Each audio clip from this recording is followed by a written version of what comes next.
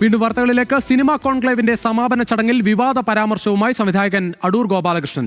സ്ത്രീകൾക്കും ദളിതർക്കും സിനിമ നിർമ്മിക്കാൻ ഫണ്ട് നൽകുന്നത് നല്ല ആശയമാണ്, എന്നാൽ സ്ത്രീ ആയതുകൊണ്ട് മാത്രം പണം നൽകരുത്. സിനിമ സംവിധാനം ചെയ്യുന്നതിന് മുൻപ് പരിശീലനം നൽകണം. 1.5 കോടി രൂപ എന്നത് 1/2 കോടിയാക്കി കുറയ്ക്കണമെന്നും അടൂർ ആവശ്യപ്പെട്ടു.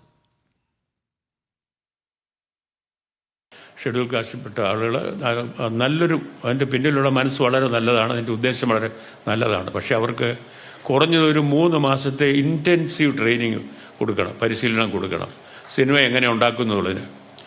അപ്പോൾ ഒരാൾ സിനിമയായിട്ട് ഒരു താല്പര്യമായിട്ട് വരുന്നു അപ്പോൾ അയാളെ വെറുതെ പോയി സിനിമ എടുത്തു എന്ന് പറഞ്ഞുകൊണ്ട് അയാളെ ഒരു രീതിയിലുള്ള പ്രോത്സാഹനമല്ലത്. നിർബന്ധമായിട്ട് അവർക്ക് ട്രെയിനിങ് കൊടുക്കണം. ഈ 1.5 കോടി കുറച്ചിട്ട് 50 ലക്ഷം ആക്കി 3 പേർക്ക് കൊടുക്കുക. ഇത് കൊമേഴ്ഷ്യൽ ഫിലിം എടുക്കാനുള്ള കാശല്ല, കൃത്യമായിട്ട് നല്ല സിനിമ എടുക്കാനുള്ള മുടക്കലാകാവും. വളരെ നിർബന്ധമാണ്. സൂപ്പർ സ്റ്റാറിനെ വെച്ച് പണം കൊടുക്കാനുള്ള പണമല്ല നമ്മൾ ഗവൺമെൻറ് കൊടുക്കേണ്ടത്, ഒരിക്കലും ഗവൺമെൻറ് ചുമതലയല്ലത്. അടൂർ ഗോപാലകൃഷ്ണന് മറുപടിയുമായി മന്ത്രി സജി ചെറിയാൻ രംഗത്തെത്തി. പുതുമുഖങ്ങൾക്ക് 1.5 കോടി നൽകുന്നത് നഷ്ടമായി സർക്കാർ കാണുന്നില്ല എന്ന് മന്ത്രി പറഞ്ഞു. വിവരങ്ങളുമായി ബിനിൽ ലീല സാബു ചേരുകയാണ് തിരുവനന്തപുരത്ത് നിന്ന്. ബിനിൽ, അടൂർ ഗോപാലകൃഷ്ണൻ സിനിമ തുടങ്ങുന്ന കാലത്ത് 4 ലക്ഷം മതിയാകും ഒരു സിനിമ പൂർത്തീകരിക്കാനൊക്കെ. പക്ഷേ ഇന്ന് 100 കോടിയുടെ സിനിമ ഇറങ്ങുന്ന കാലമാണ്. 1.5 കോടി അത്ര വലിയ തുകയായി സിനിമാ മേഖലയിലുള്ള ആളുകൾക്ക് തോന്നുമോ?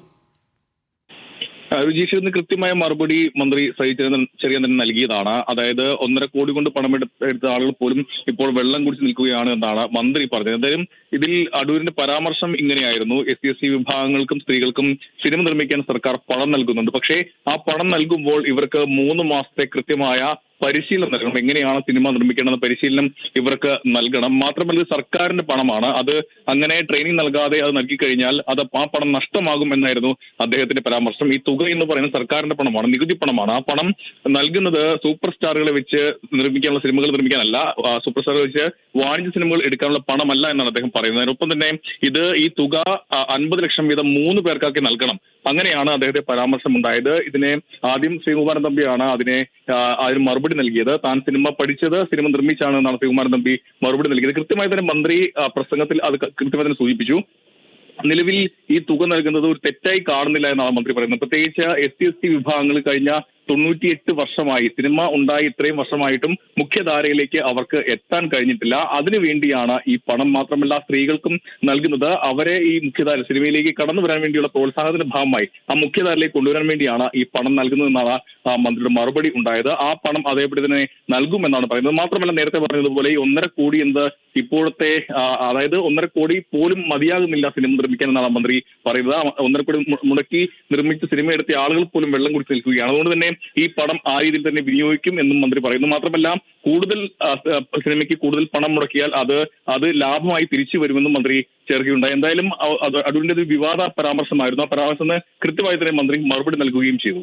വിജീഷ്, ബിനിൽ, അതോടൊപ്പം ഈ ജാതി അധിക്ഷേപത്തിനെതിരെ KR നാരായണ ഇൻസ്റ്റിറ്റ്യൂട്ടിൽ നടന്ന സമരത്തെയും ഇപ്പോഴും അദ്ദേഹം വിമർശിക്കുകയാണ്. തീർച്ചയായിട്ടും നേരത്തെയും അദ്ദേഹം വിമർശിച്ചിട്ടുണ്ട്. ആ വിമർശനം അദ്ദേഹം തുടരുകയാണ്. സമരം അനാവശ്യ സമരമായിരുന്നു എന്നാണ് അദ്ദേഹം ചൂണ്ടിക്കാണിക്കുന്നത്. മാത്രമല്ല രാജ്യത്ത് തന്നെ 1ാം നമ്പർ സ്ഥാനത്തേക്ക് KR നാരായണ ഇൻസ്റ്റിറ്റ്യൂട്ട് മാറേണ്ട ഒരു സ്ഥാപനമായിരുന്നു.